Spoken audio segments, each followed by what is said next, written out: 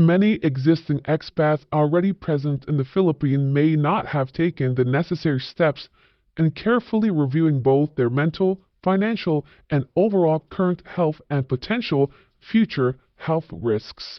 Many often get lured to the Philippines and are envious of other expats enjoying the life here and oftentimes disregard one of the most risky issue, their health.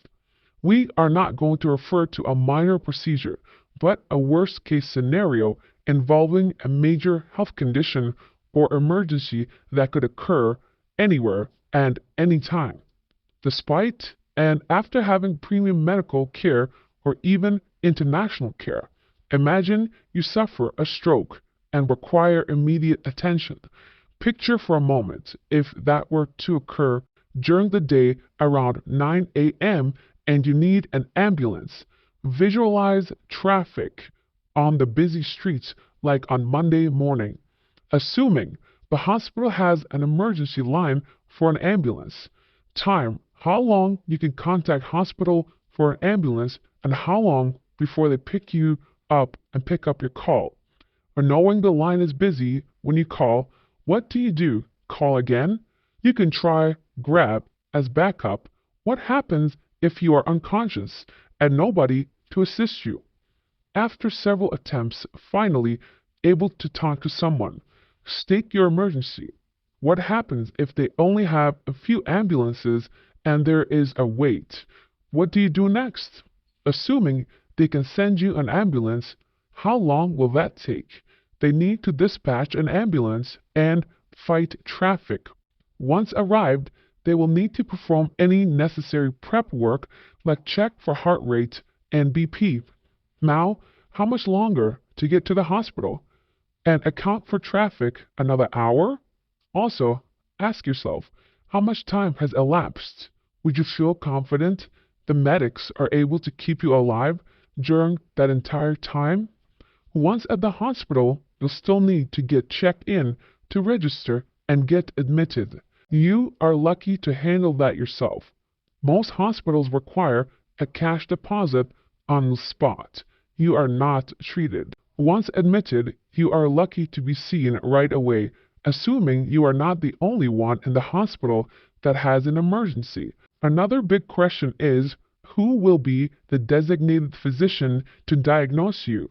You are lucky if the top experienced surgeon or physician is not busy.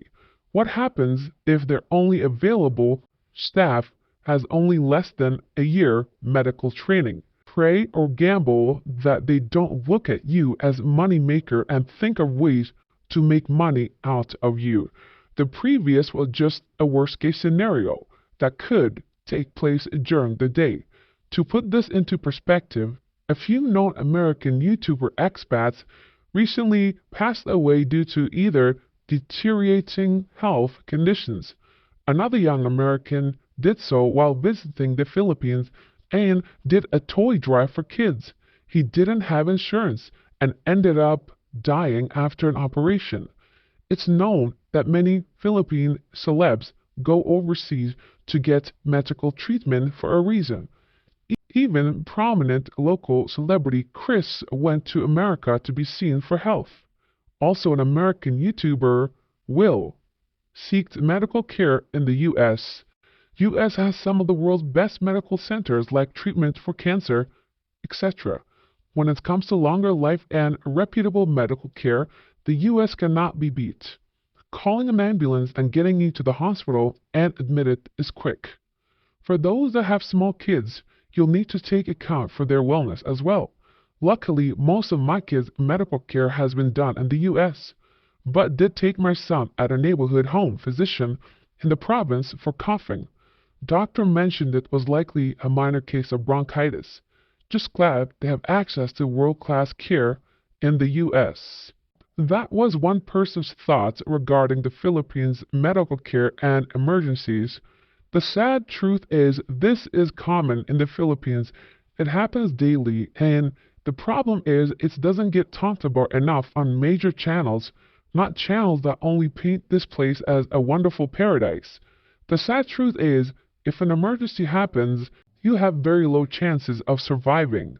Wandering and Lost says, in the US, I lived an hour away from a major metro area with some of the top hospitals in the country. It's the best care in the world. I got an outpatient procedure done in my small town hospital, thinking they could possibly mess it up. Wrong. I suffered gross malpractice that almost ended me. Just saying that the quality of medical care varies widely even in the US. As I get older, the medical care issue has moved to a first priority in choosing a place to live in the Philippines. The original post makes a good point that we need to consider traffic and congestion getting to the hospital in case of an emergency. I witnessed somebody passing because of scuba diving a few years ago. The resort was more than 2 hours away from a hyperbaric chamber. These are the things we start to think about when our bodies begin to betray us. I've had to give up on the dream of living in some remote beach somewhere. X. Zalazar makes an excellent point by saying medical schools here actually follow U.S. standards of practice, but they're basically diploma mills, letting people who don't have the proper qualifications and experience to graduate and not strictly enforce students' need for experience. I remember back in nursing school, we were asked to copy cases for actual clinical hours completion because there were just too many students to cover enough cases by graduation time. The other problem is that hospitals themselves don't enforce a policy the healthcare workers need to follow.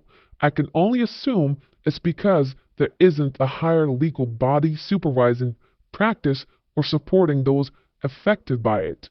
So you got doctors doing whatever, especially since what they get paid for are pennies in comparison to those overseas and personnel who don't know something as a basic as administrative management. Excellent point. Diplomas don't mean anything if you do not have the experience or the skills, machinery, facilities to apply them. Diplomas here are nothing since their standards are so low. Even if they follow U.S. teaching standards, it does not mean it's applied properly, and it does not mean the person passing has any actual life experience. This is our catfish of the day. How do you go from this to this? The best comment comes from Becky King. The best piece of advice I ever got about living here came from a Filipino. Trust no one here, not even other foreigners. Here, the majority of people don't see you as a person. They see you as money. How many of us can relate to that comment? The worst comment is from Mind Fortress. Of all the voice changers, you had to choose serial killer tranny. Very typical of a Filipino. Defensive and hurling insults. Also, is that supposed to hurt my feelings? Support the channel, subscribe, send super thanks, click like, share video. Thanks for watching. God bless.